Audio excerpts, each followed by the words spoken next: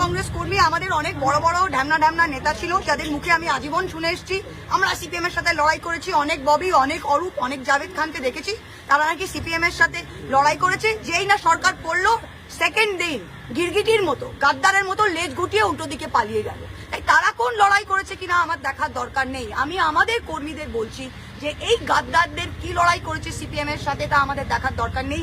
আজকের দিনে দাঁড়িয়ে যে বিজেপির সাথে লড়াইটা দিতে পারবে সেই কিন্তু ইতিহাসের পৃষ্ঠায় থাকবে। আরেকটা জিনিস আপনাদের বলছি, এই যে চলছে এটা খুব কম টাইম, হ্যাভ পেশেন্স। 2029 সালে ভগবান নরেন্দ্র মোদীর সরকারকে দিল্লিতে আবার ফেরাতে পারবে না। আর বিজেপি খুব দিল্লি কেন্দ্রিক দল, যেই দিল্লির পাওয়ারটা চলে যাবে তখন কিন্তু প্রত্যেকটা রাজ্যে ওদের দাপট কমে যাবে। চিত্রা জুয়েলার্স HUID হলমার্কযুক্ত খাঁটি সোনার গহনা মানেই মশাটের চিত্রা জুয়েলার্স। মজুরি 7% থেকে শুরু। চিত্রা এপিক সিলভার, চণ্ডীতলা থানা এলাকার একমাত্র এক্সক্লুসিভ সিলভার শোরুম। মনের মতন গয়না মানে চিত্রা জুয়েলার্স, মনের মতন গয়না মানে চিত্রা জুয়েলার্স। প্রতিদিনই দেখছি তৃণমূল কংগ্রেসের কর্মীদের ওপর প্রত্যেকটা ব্লকে, প্রত্যেকটা জিপিতে প্রতিদিন 4 মে থেকে কোনো না কোনো নতুন রকমের অত্যাচার, কোনো নতুন রকমের ভয় দেখানোর চেষ্টা চলছে।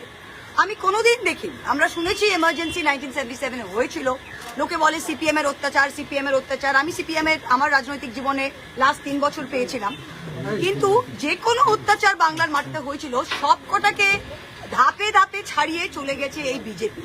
আমি কোনোদিন দেখিনি যে কোনো পুলিশ, কোনো এসপি, কোনো আইপিএস অফিসার একজন এমএলএ কে ফোন করে, একটা আইপিএস অফিসার এমএলএ কে ফোন করে বলে যে আপনাকে ওইদিকে যেতে হবে।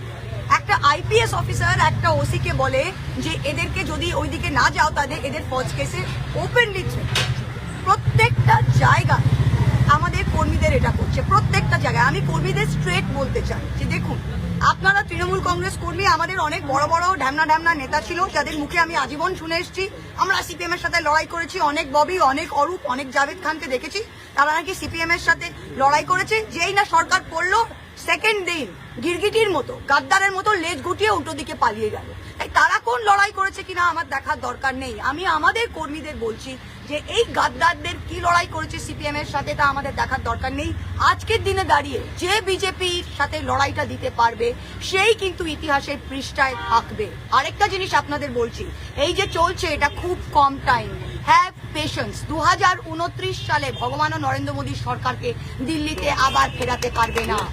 আর বিজেপি খুব দিল্লি কেন্দ্রিক দল, যেই দিল্লির পাওয়ারটা চলে যাবে তখন কিন্তু প্রত্যেকটা রাজ্যে ওদের দাপট কমে যাবে। ওদের 77টা বিধায়ক এত দাপটে গত 5 বছর নাচিয়ে বেড়াতো কেন? আমাদের 80টা ভয় পেল কেন? কারণ ওদের 77টার সাথে দিল্লির আনলিমিটেড টাকা ছিল, ওর প্রত্যেকটার কাছে সিআরপিএফ সিআইএসএফ ছিল। কেউ বাংলা পুলিশের উপর নির্ভরশীল ছিল না, ওদের ভয়ই ছিল না।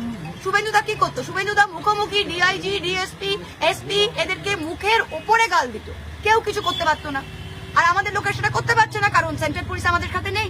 তা যখন কেন্দ্র পড়বে তখনই কিন্তু, তাই আমি আমাদের কর্মীদের বলছি যে আগেকার দিনে কে 1998 সালে কেউ ব্রিটিশ আমল থেকে তৃণমূল করেছে আর দেখার দরকার নেই। I have had enough of this নেতাস। যে যাবে যাক, এই এখন বাংলার ইতিহাস এবং তৃণমূল কংগ্রেসের ইতিহাস আজকের দিন থেকে লেখা হবে। যারা আজকের দিনে লড়াই করতে পারছে। আর তৃণমূল কংগ্রেসের কর্মীরা বলছে আমরা দিদির সৈনিক। যদি দিদির সৈনিক হয় তাহলে 10টা কেস খেতে হবে। 1 মাস জেলে গেলে কেউ মরে যায় না ভাই, আমাদের অনেক লোক জেলে গেছে, বেল পেয়ে 3 সপ্তাহ পর বেরিয়ে এসছে। কি আছে? স্বাধীনতা সংগ্রামে লোকে বলতো যদি জেলেই না গেলাম তো আর সংগ্রাম কি করলাম। তো আমি প্রত্যেকটা কর্মীকে বলছি যে আমরা দিদির সাথে আছে কিন্তু ঘর থেকে বেরোচ্ছি না। ভাই দিদির সাথে আছেন তো ঘর থেকে না বেরোতে হবে না? আমরা তো দিদির সাথে আছেন তো ঘর থেকে বেরোচ্ছি। আমি তো এমএলএ থাকতেও পুলিশ নিই, এমপি থাকতেও পুলিশ নিই, আজ আপনি থাকতে পুলিশ নিই। কি করবে এটা কি? এই সাহসটা রাখতে হবে। আপনারা এতদিন যে ক্ষমতা ভোগ করেছে, প্রত্যেকজন যারা ক্ষমতা এতদিন ভোগ করেছে, তারা আজকে যদি 30 দিনের জন্য নিজের স্বাধীনতাকে ত্যাগ করতে হয় সেটা করতে হবে। প্রত্যেকটা কর্মীর পরিবার যদি তৃণমূলের পরিবারের সাথে যুক্ত এবং সে লক্ষ্মীর ভান্ডার পেয়েছে, স্বাস্থ্য সাথী পেয়েছে, সবকিছু মমতা ব্যানার্জির দৌলতে পেয়েছে, তা আজকের দিনে সে যেন তার তৃণমূল কর্মীর পাশে দাঁড়ায় আর বলে যে হ্যাঁ বাবা তুই লড়াই কর, তোকে যদি জেলে যেতে হয় আমরা তোর পাশে আছি। এই ভয়ে যেটা হচ্ছে, এই ভয়টাকে ভাঙতে হবে। চিত্রা জুয়েলার্স HUID হলমার্কযুক্ত খাঁটি সোনার গহনা মানেই মশাটের চিত্রা জুয়েলার্স। মজুরি 7% থেকে শুরু। চিত্রা এপিক সিলভার, চণ্ডীতলা থানা এলাকার একমাত্র এক্সক্লুসিভ সিলভার শোরুম। মনের মতন গয়না মানে চিত্রা জুয়েলার্স, মনের মতন গয়না মানে চিত্রা জুয়েলার্স।